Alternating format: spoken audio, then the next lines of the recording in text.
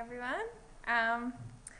So I felt like when Pastor was saying last week to share your testimony, I feel like the Lord wanted me to, and I have already written it out on my phone, but it's to my family and friends, so I just sort of have to read it, I guess, because I'm a bit nervous, but I'll try and just, make it not like that. But anyways, I wanted to talk about how I got the Lord saved me, and I was a mess. I was seeking something to fill the empty void in my heart and place and just living for myself basically. And my life, I guess, was like falling apart, and so my friend and we went traveling overseas, and we were in a car accident and we almost died. We almost went off the cliff, and like a very surreal moment. It was like, it? Am I going to die? Where am I going to go? I've just lived my life and wasted it. And I remember thinking,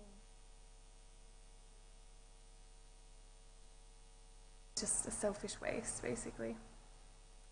But I even said, the weird thing is when I got out, I was like, wow, God spared our life.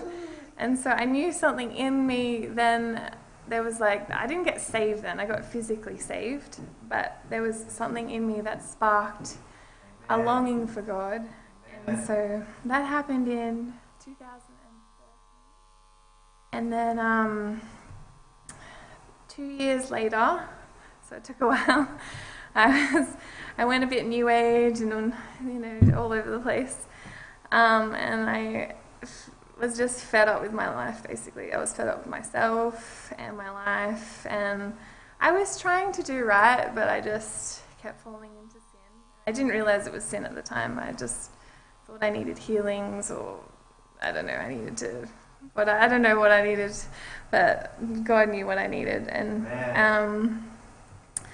anyways, I remember there was a time where I messed up, and I was like, okay, I'm sick of this. I want to know the truth. And there was already things that, the Lord was showing me, and I was like, yeah. And then I get to a certain point, and I'd be like, oh no.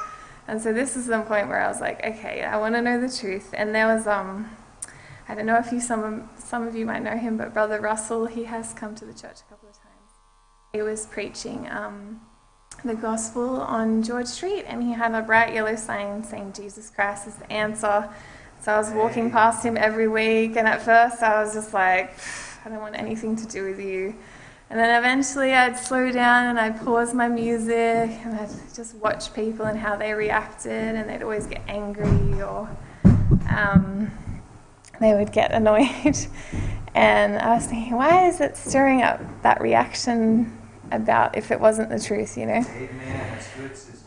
So then, that was when I decided, okay, I want to know the truth, and I was like, he is preaching the truth. So I went up there, and I was too shy to stop him from preaching, so there was a man next to him with a table, and they had a bunch of gospel tracts there, and pamphlets or books or whatever it was, and I grabbed one about love. I think it was the Gospel of John, and also I grabbed a tract that said Jesus Christ is the answer. And so I grabbed that one, and I just walked up the block, and I read it, and I knew I was a sinner. I didn't really need anyone to tell me that. And then I heard that Christ died for my sins, and I didn't have to go to hell, and if I called upon him and trusted in him. So I called upon him, and I trusted him.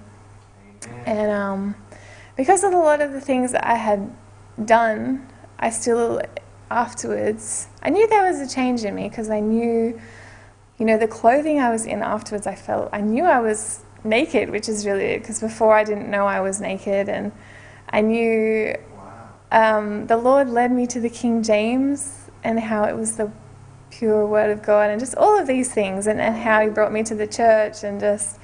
Yeah, but I've struggled with doubts for a long time, but I think it's because of all the things that I messed around with, like the sins that I was in, like substances and all that stuff that you shouldn't mess with, because it messes with your mind. And so the Lord has really helped me to just go, no, that's when you trusted, and that's, you don't go off your feelings, because I was raised in the New Age, and it's very feeling based, and you always like trusting, I guess, your experiences or your feelings.